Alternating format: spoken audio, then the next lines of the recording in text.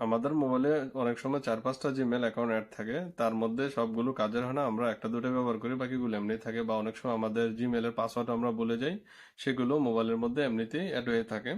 তো সেগুলো আপনারা অতিরিক্ত যে জিমেলগুলো সেগুলো কিভাবে আপনার মোবাইল থেকে পারমানেন্টভাবে ডিলিট করে দেবেন সেটি আজকে আমরা শিখবো।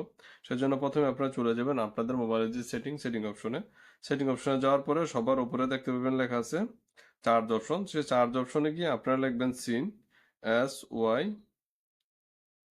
এন সি, সিন্স লেখা যখন আপনারা চার্জ দিবেন, তো দেখতে পাবেন যে সবার নিচে স্ক্রল ডাউন করলে এখানে লেখা আছে অটো সিন ডাটা।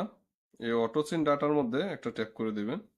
সেখানে ট্যাপ করলেই আপনি ভিতরে প্রবেশ করলে দেখতে পাবেন যে আপনার মোবাইলে যে ফেসবুক, জিমেল, হোয়াটসঅ্যাপ বা অন্যান্য যে অ্যাকাউন্টগুলো সেই অ্যাকাউন্টগুলো এখানে শো করতেছে। তো আমার মোবাইলে দুইটা জিমেল আছে, এর মধ্যে একটা জিমেল আমি ব্যবহার করি আর একটা জিমেলের পাসওয়ার্ড আমি ভুলে গেছি। তো সেই জিমেলটার আমি পার্মানেন্ট ভাবে আমার মোবাইল থেকে আমি ডিলিট করতে চাই। সেই জন্য যে জিমেলটা আপনারা ডিলিট করবেন সেই জিমেলে একটা ট্যাপ করে দিবেন।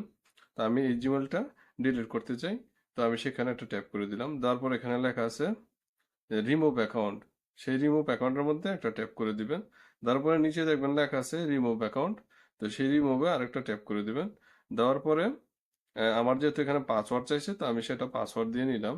তারপর আপনারা দেখতে পাচ্ছেন যে এখানে আমার মোবাইল থেকে পার্মানেন্ট ভাবে যে আমার জিমেলটা ছিল অতিরিক্ত, সেটা মোবাইল থেকে ডিলিট হয়ে গেছে। তো বন্ধুরা, আশা করি আপনারা বুঝতে পারছেন যে আপনাদের মোবাইলে যে অতিরিক্ত জিমেল যেগুলো আপনাদের প্রয়োজন নাই বা পাসওয়ার্ড ভুলে গেছেন সেগুলো কিভাবে মোবাইল থেকে পারমানেন্টভাবে ডিলিট করে দিবেন। ভিডিওটা যদি ভালো লাগে সাথে থাকবেন, দেখা হবে নতুন কোনো ভিডিওতে। আল্লাহ হাফেজ।